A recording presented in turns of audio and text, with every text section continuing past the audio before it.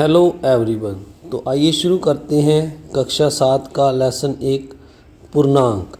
तो यहाँ पर आपसे एक रिक्वेस्ट है कि आपने इस वीडियो के सम तभी देखने हैं जब आपको अपने आप कोई सम ना आए। तो पहला सवाल हम करते हैं, अध्यापक बच्चों से पूछते हैं आपके परिवार में कुल कितने सदस्य हैं। तो इसका जवाब सभी बच्चे अलग अलग देते हैं। कोई बच्चा बोलता है कि हमारे परिवार में 3 सदस्य हैं, कोई बोलता है 4 हैं, तो कोई 5 या 10, जैसे एक बच्चे ने 5 बोला। अध्यापक आपके पास कितने पेन हैं। तो बच्चे जो हैं पेन भी अलग अलग बताते हैं, कोई 3, कोई 4, कोई 2, 1। अध्यापक आपके बैग में कितनी पुस्तकें हैं। तो बच्चे जो हैं पुस्तकें गिनकर अलग अलग बताते हैं। कोई कहता है मेरे बैग में 12 पुस्तकें हैं, कोई कहता है 10 पुस्तकें हैं। तो अगला जो है, अब हम भी गिनना आरंभ करते हैं। तो 1 से आरंभ होकर आगे बढ़ते जाते हैं। जैसा कि हमने पूर्व कक्षाओं में जाना था, इन गणन संख्याओं को प्राकृतिक संख्याएं कहते हैं। क्या हम स्कूल के बच्चों की संख्या गिन सकते हैं। तो 1 से जो संख्याएं आरंभ होती हैं उन्हें काउंटिंग कहते हैं। तो हम अपने स्कूल के बच्चों की संख्या गिन सकते हैं। कोई जितने बच्चे हैं, कोई 50 बच्चे हैं, 100 बच्चा है, जितने भी हैं हम, जैसे यहाँ पर 41 लिखा है हमने, तो जैसे 41 बच्चे हैं। अगला, क्या हम अपने गांव या शहर में रहने वाले व्यक्तियों की संख्या गिन सकते हैं। तो इसका उत्तर भी हाँ होगा। क्या हम अपने देश में रहने वाले व्यक्तियों की संख्या गिन सकते हैं। तो इसका उत्तर भी हाँ होगा। क्या संसार के सभी व्यक्तियों को गिन पाना संभव है। तो इसका उत्तर भी हम हाँ लिखेंगे। तो अगला क्वेश्चन है, क्या आप अपने सिर के बाल गिन सकते हैं। क्या आप आकाश के तारों को भी गिन सकते हैं।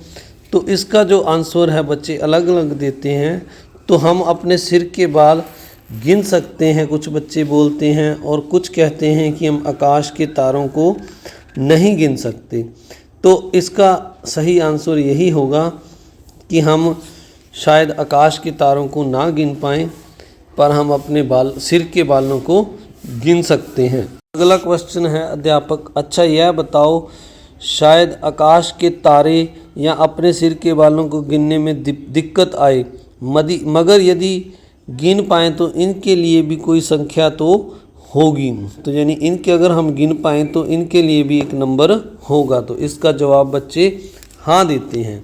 अगला क्वेश्चन है, अध्यापक वह संख्या काफ़ी बड़ी होगी, मगर उस संख्या में यदि हम एक और जोड़ दें तो उससे भी बड़ी संख्या प्राप्त होगी। तो बच्चे बोलेंगे हाँ सर, उससे बड़ी संख्या प्राप्त होगी।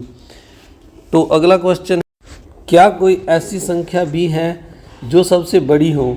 तो बच्चे इसका जवाब देते हैं हाँ सर, अगर हम एक संख्या जैसे 100 में 1 जोड़ दें तो उससे बड़ी संख्या प्राप्त होगी। पर इस प्रकार अगर हम एक एक जोड़ते जाएं तो उससे बड़ी संख्या प्राप्त होती जाती है। तो हम ये कह सकते हैं कि हाँ, मतलब उससे अगर एक जोड़ें तो उससे बड़ी संख्या प्राप्त होगी।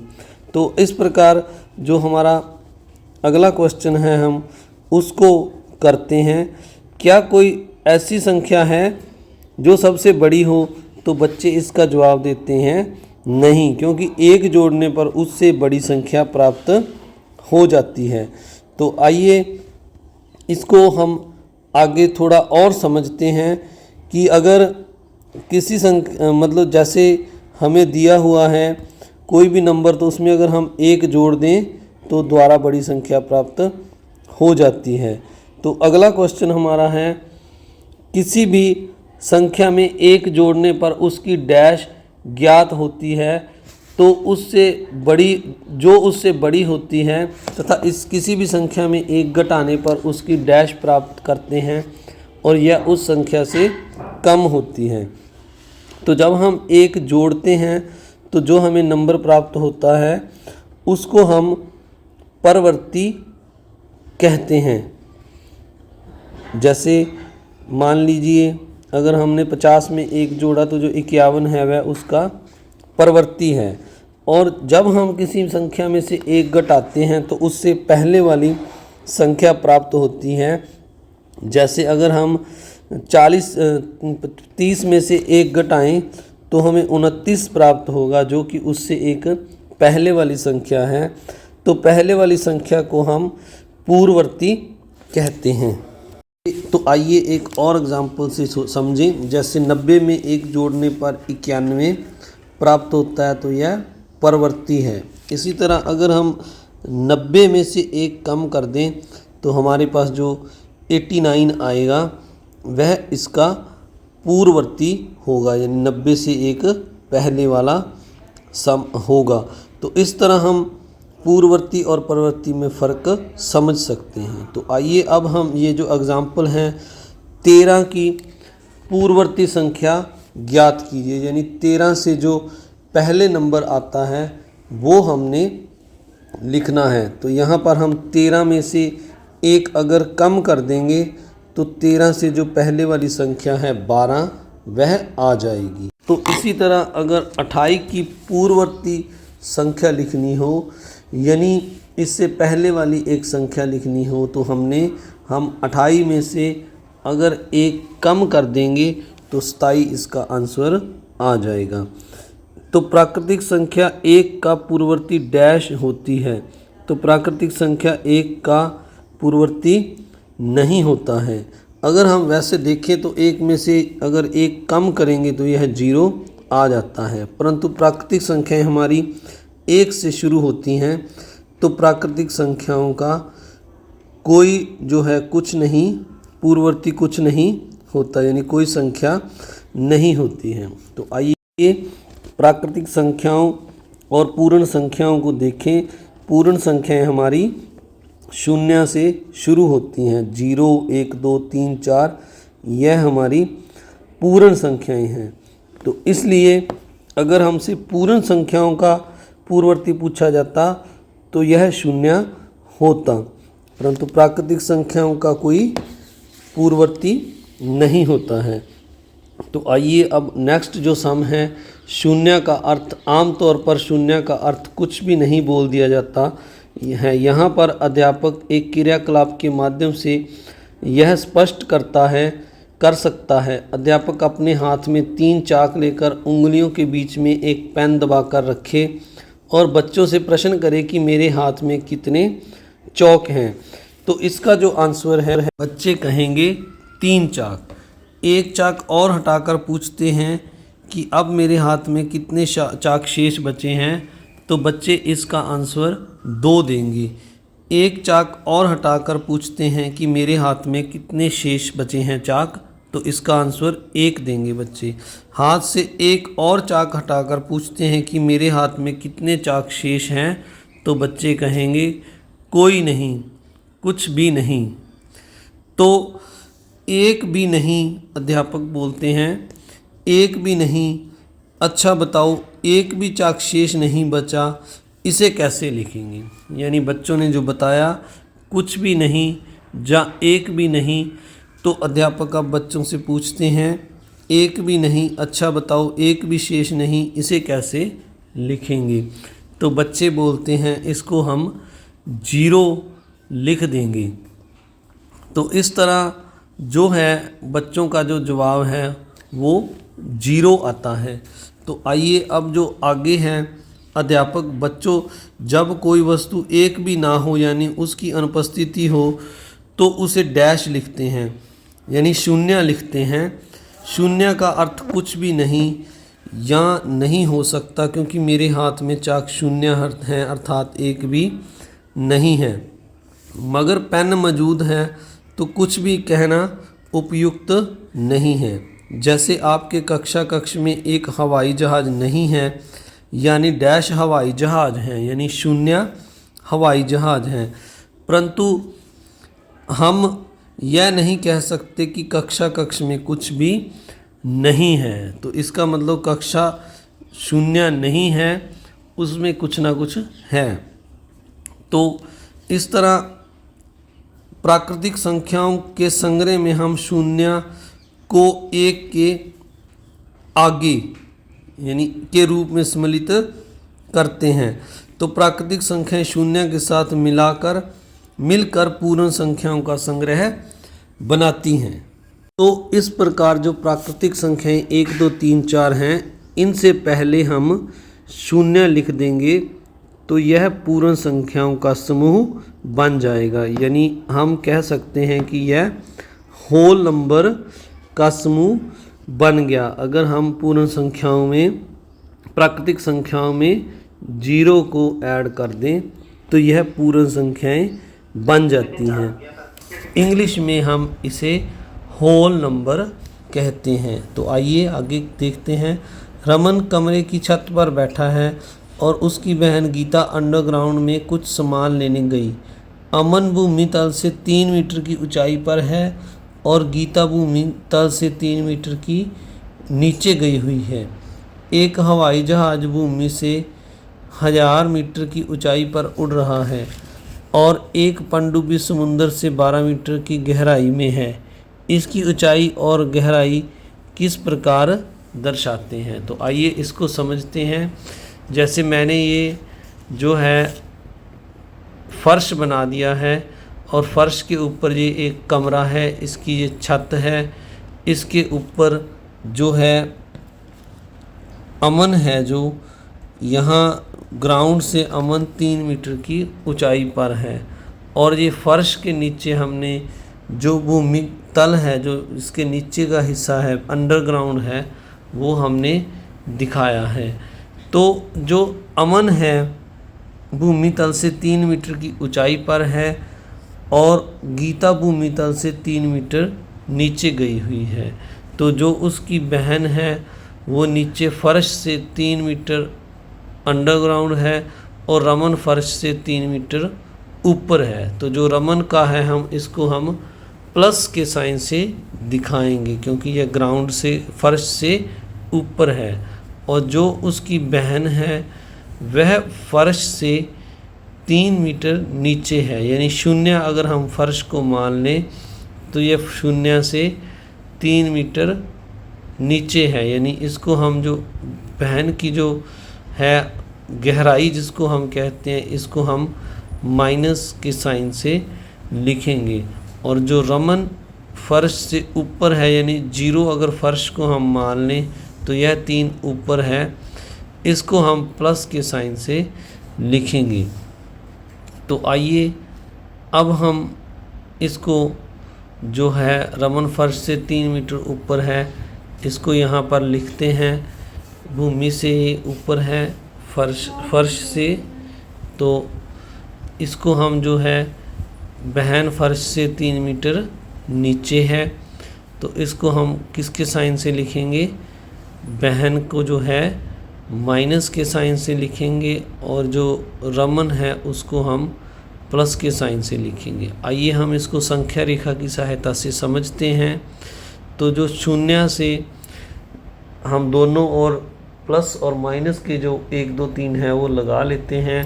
तो आइए देखते हैं जो रमन है वो फर्श से ऊपर है, यानी जो संख्या रेखा है 0 से 3 मीटर दाईं ओर है और जो बहन है वो फर्श से 3 मीटर नीचे है, तो वह संख्या रेखा पर 3 मीटर बाईं ओर यानी -3 पर है और रमन जो है वो +3 पर है।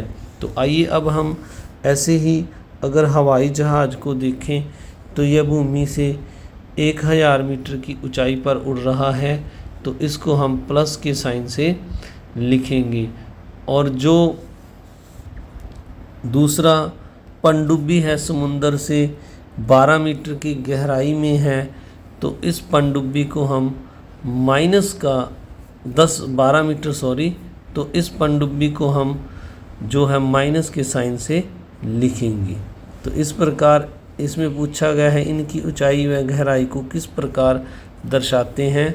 तो हम यहाँ पर लिखेंगे भूमि तल से जहाज की ऊंचाई, तो इसको हम ऊंचाई लिखेंगे। तो जो पनडुब्बी है वो ज़मीन के नीचे है, मतलब समुंदर के नीचे है भूमि तल से, तो उसको हम माइनस से लिखेंगे, उसको हम गहराई बोलेंगे। तो हम यहाँ पर लिखेंगे पनडुब्बी की तल से गहराई। तो जो तल होता है उससे जो वस्तु नीचे होती है उसे हम गहराई बोलते हैं। तो इसको हम यहाँ पर गहराई शब्द लिखेंगे ऊंचाई की बजाय।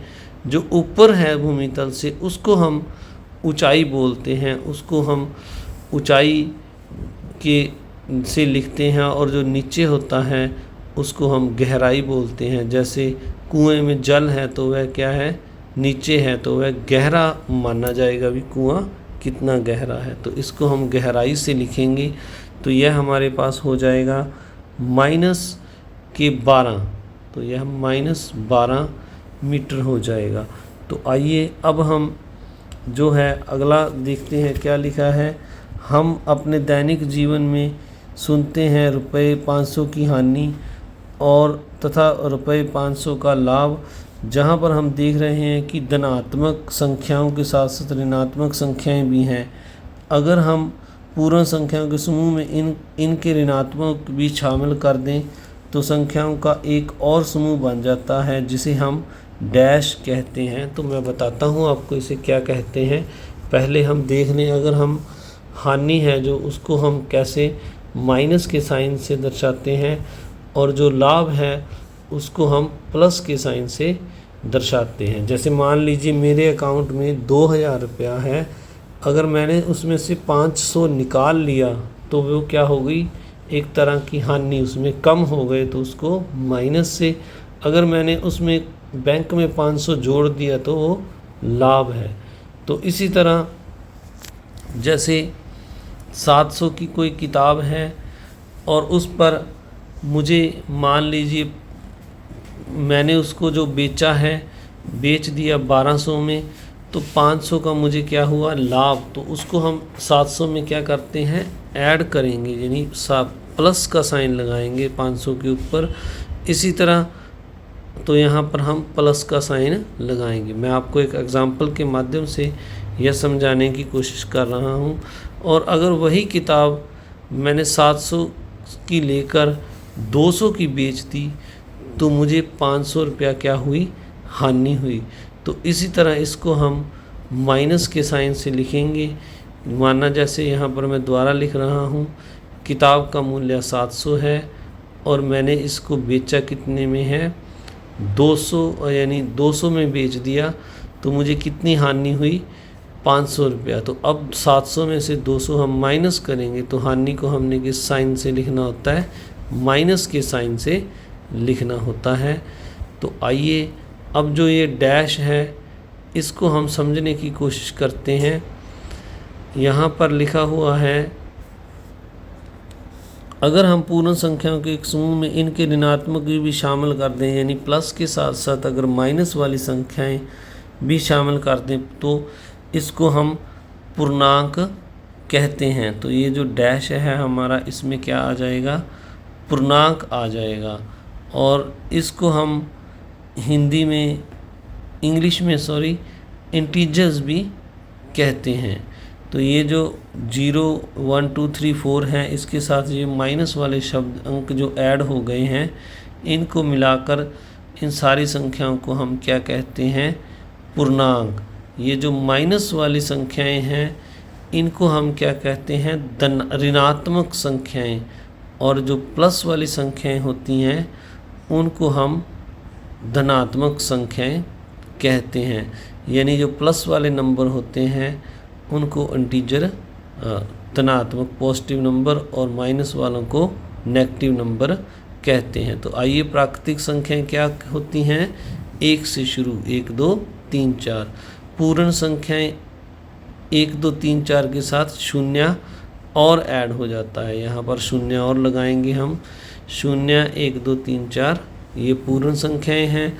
और इनके साथ अगर हम नेगेटिव नंबर इंटीजर्स ऐड कर दें तो यह जो है पूर्णांक बन जाता है, यानी इनको हम इंटीजर्स कहते हैं। तो ये जो सर्कल बना हुआ है इसमें पहले प्राकृतिक संख्याएं लिखा है, फिर अगर इसमें 0 ऐड कर दें तो यह पूर्ण संख्याएं बन जाता है, और अगर इसमें माइनस वाले नंबर ऐड कर दें तो यह पूर्णांक बन जाते हैं। इस प्रकार इस सर्कल के माध्यम से समझाया गया है हमें। जो पूर्णांक हैं उसमें दोनों पूर्ण संख्याएं और प्राकृतिक संख्याएं भी शामिल होती हैं। इस वीडियो को देखने के लिए प्यारे बच्चों आपका बहुत बहुत धन्यवाद। इस वीडियो का जो शेष पार्ट है, शेष जो रह गया है भाग, वो हम अगली वीडियो में करेंगे। आपने इस वीडियो को ज़्यादा से ज़्यादा लाइक करना है, शेयर करना है, और जिन्होंने अभी तक इस चैनल को सब्सक्राइब नहीं किया वो इस चैनल को सब्सक्राइब ज़रूर कर लें, ताकि जो आने वाली मेरी वीडियो हैं उनको आसानी से आपको वो यह वीडियो उपलब्ध हो सकें। आपने इसमें एक बेल आइकन का बटन भी आपको दिखाई दे रहा है, यह बेल आइकन का बटन भी आपने दबाना है, क्योंकि यह नोटिफिकेशन जो है, जैसे ही हम नई वीडियो डालेंगे तो आपके पास नोटिफिकेशन वीडियो का पहुंच जाएगा। एक बार फिर से आप सभी का बहुत बहुत धन्यवाद। Thank you very much.